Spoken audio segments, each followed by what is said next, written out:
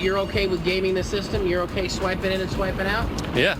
Welcome back, everybody. Today, we're talking about dumb corporate buzzwords. Probably heard of bare minimum Mondays, quiet quitting, everyone's heard of that one, rage applying, but today we have a brand new one, and that is called coffee badging. Well, with more companies telling employees that they have to return to the office at least part of the week, many are getting sneaky with how long they're actually staying in the office. That's right. This includes what's become known as coffee badging, where people basically just show up, get their coffee, then turn around and leave. And Fox 5's Richard Giacobbe shows us how this trend got started and if employers are starting to catch on. They designed the check boxes with arbitrary whys as for their reasoning behind them, and so the employees are doing exactly what you would expect. Show up, check the box, and go home, because work is an activity, not a location. Sure, there are some jobs that you need to be on location, but for the ones where people are coffee badging, Let's be honest, whoever really enjoys going into the office for work? I feel like if you post that question to LinkedIn, you would have answers of everyone telling you how much the office has made them into a better person. To many, that's why the pandemic was the perfect way to pivot and work from home for good.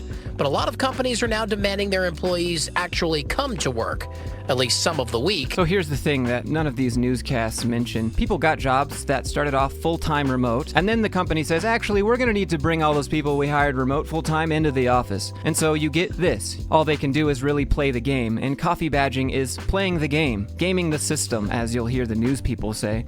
Coffee badgers. It's the newest workplace trend among employees, where you come to work and show face. Maybe grab a coffee and talk amongst coworkers. Then after a little while, you leave. And so you earn your pretend badge just for showing up. That's not what employees want to do. They don't want to come in and get coffee and talk and go home. That's what the CEOs want. Collaboration, creativity, and that's why all of the employees have to come into the office. But you'll notice that these CEOs making these rules that bring everyone back in are usually nowhere to be found. We have managers that value people talking and getting together, and then we have the actual people doing the work. Sorry, managers. A recent survey from Owl Lab shows that 58% of nearly 2,000 employees on a hybrid work model admitted to coffee badging. I'd say I'm more of a gym badger. Said hello, showed up, it's still early in the morning, time to get that workout in and go home and do some real work. But we'll have people like the CEO at the end of this Fox video here basically trying to threaten employees, try and make it dark and ominous if you're doing this. Career expert Greg Giangrande doesn't advise coffee badgers to try and game the system. After all, he says your boss may very well find out. But speaking of monitoring, it's time to talk about today's video sponsor, and that is Aura. It's an online software that has almost every tool you need to keep you safe while browsing the web. Now, I say this almost every single segment, but Aura is one of those softwares that I really use every day. I use their password manager at least every day. I use their VPN at least a few times a week, and their credit monitoring and expense tracking has been nothing but helpful since I've been traveling and living this lifestyle in an RV full-time out on the road. It's nice to know that if I drop my cards or lose my wallet or ID, then I'll get a notification if someone tries to run my card or whatever. And that's actually happened. But besides those tools, they also have an antivirus that you can use, as well as data broker removal. If you don't know what that means, well, basically all those free websites that you've signed up for and told them all of your likes and dislikes. Data brokers, they know all about it and they sell that information to other people. But with Aura, you can log in and request that these data brokers remove the information that they've been collecting about you. So I can tell you that I've done it, and I've noticed a significant decrease in the amount of spam communication coming my way. So if you're thinking about ways that you can help stay safe online, then click my link down in the description or go to aura.com/fluke and you'll get a free. What do you have to lose? At least see what the internet has on you. But now let's jump back into coffee badging and find out if we should all be doing that or not. If you're a coffee badger and you're only showing up for an hour or two, your employer is going to know that, and I don't think they're going to accept that as showing up for the day for very long. You're okay with gaming the system? You're okay swiping in and swiping out? Yeah. What about companies? Don't they game the system, the tax system specifically, stock buybacks, and all these other investments? But employees gaming the system, the other gamers, right? That's not allowed. That's bad. So one-sided. Experts don't advise college grads or anyone new to the workforce to try coffee badging. It may very well get you fired. Instead, they say try to enjoy the socialization and think of the way work was supposed to be. Come in twice a week because that's what some random HR company said on LinkedIn is good for everyone. And you're just going to get some people checking boxes. So people come in, beep, get a cup of coffee. What's going on, Fred? Yeah, you want to play pickleball tomorrow night? Great. And then they go home. Are you supposed to be in the office or not? Leader's not there. Leader's not aware. They're not breaking the law by going in and then going home. It's what everyone's making it seem like. Like, nah, dude, it's up to your company. If you can get away with it, do it. Why do you need to be at an office if you think that it distracts from you and your ability to work, but your boss makes some rule that you have to come in and doesn't really explain why, that's just the rule's the rule because he's the boss, you're going to get coffee badging.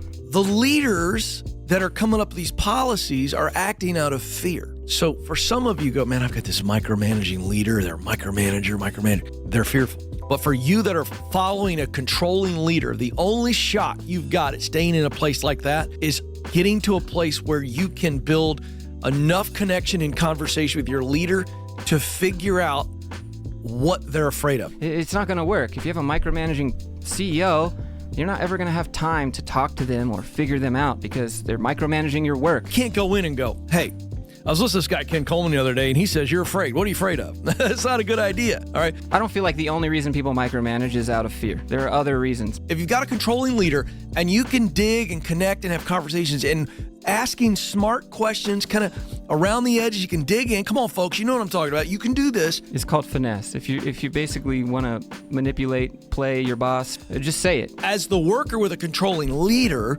this is your opportunity to lead up and influence your leader. Think about what you just said, Ken. If you have a controlling leader, do you think they're going to let someone below them just start leading upwards? No. If you have a controlling boss, they're going to shut that down. Because now that you've ascertained or you've figured out, for those of you who are under the age of 50, don't know what that word ascertain means. What is it with the ageism? My man, it is challenging, actually, to ascertain whether your propensity for ageism stems from your genuine beliefs or is it a mere reflection of your ingrained biases. Hopefully you know what all those words mean, Ken, because I'm definitely under 50.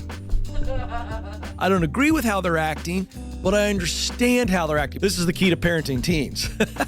It's a season of life where they're literally insane. Again with the ageism. As a dad, if I can understand why my teen is acting this way, okay, all right, now I can parent. These people's fears can be so arbitrary and so far-fetched that you as an employee might not be able to do anything about it. And in some cases, you probably don't want to. Don't reach into people's fears like that, especially if it is driving a controlling behavior. I don't see a positive outcome for that. But what Ken is saying is just play the game, figure out what they're afraid of, and figure out how to use that to lead upwards or just coffee badge, and do you. Get another job, be overemployed. Professional polygamy, as Ken will say. I'm coming at this as a parent. I am my most controlling when I am most fearful with my kids.